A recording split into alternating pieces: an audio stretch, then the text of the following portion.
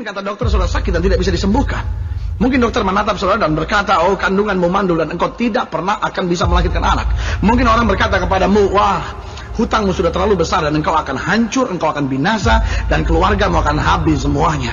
Dan mungkin orang mengadakan berbagai macam ancaman buat saudara, tapi saya mau beritahu, selama saudara masih kuat, selama saudara masih berharap sama Tuhan, selama saudara masih bangkit dan percaya bahwa Tuhan tidak meninggalkan saudara, maka saya mau beritahu buat saudara, kemenangan ada di dalam jalan hidup saudara. Karena Alkitab berkata, sesuai dengan imanmu, dengar baik, sesuai dengan imanmu akan jadi padamu. Ayub berkata, apa yang kutakutkan, itulah yang menimpa aku. Nah saudaraku, jika sekarang saudara jadi lemah, dan karena itu saudara takut, jika karena saudara lemah, akhirnya saudara mulai putus asa, saya mau beritahu buat saudara, maka saudara akan ada di ambang kehancuran besar. Tidak sebegitu mudah. Ketika kita sudah coba berbuat yang terbaik, lalu orang tetap menekan, orang tetap menganiaya, orang tetap memfitnah, lalu kita harus puji Tuhan. Tidak sebegitu mudah. Sebagian orang akan berontak dan berkata, saya sudah buat yang terbaik buat suami saya sudah buat yang terbaik buat istri saya, kenapa saya diperlakukan seperti itu? Saya sudah buat yang terbaik buat anak-anak saya, kenapa saya diperlakukan seperti itu? Saya sudah buat yang terbaik buat setiap orang, tapi kenapa saya diperlakukan seperti itu? Dan mungkin itu kalimat saudara hari ini. Tapi apa yang terjadi?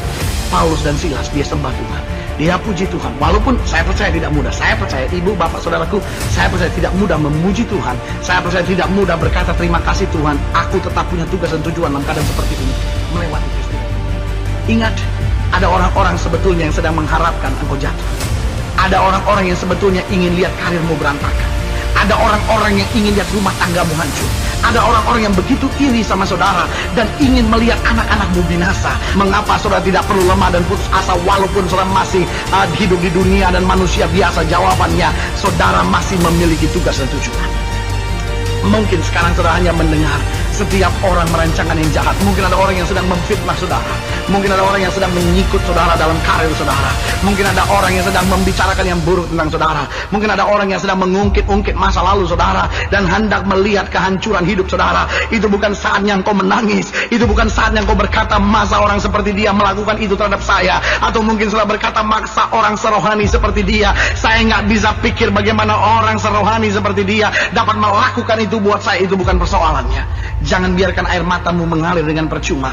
Kenapa? Karena hidup ini adalah hidup yang semarak. Gak usah kecil hati waktu engkau lihat bahwa ada orang yang hendak mau menjatuhkanmu. Itulah semaraknya hidup ini. Kenapa? Karena justru di tengah setiap orang mau melihat kejatuhanmu, Allah akan mengangkat dan membela-mu.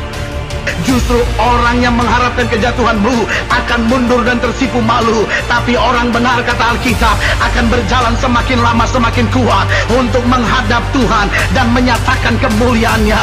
Inilah saatnya saudara tidak perlu lemah dengan berita yang saudara dengar. Inilah saatnya saudara tidak perlu lemah dengan suara-suara sumbang yang saudara dengar di telinga saudara. Inilah saatnya saudara tidak perlu putus asa melalui semua perkara yang menekan saudara. Tapi kuatkan hati saudara dan berkata, inilah hidup yang semarak itu.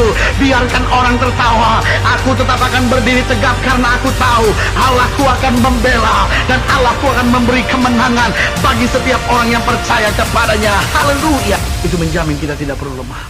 Kenapa? Mungkin setan mendakwa saudara dan berkata, ya tapi engkau masih berdosa.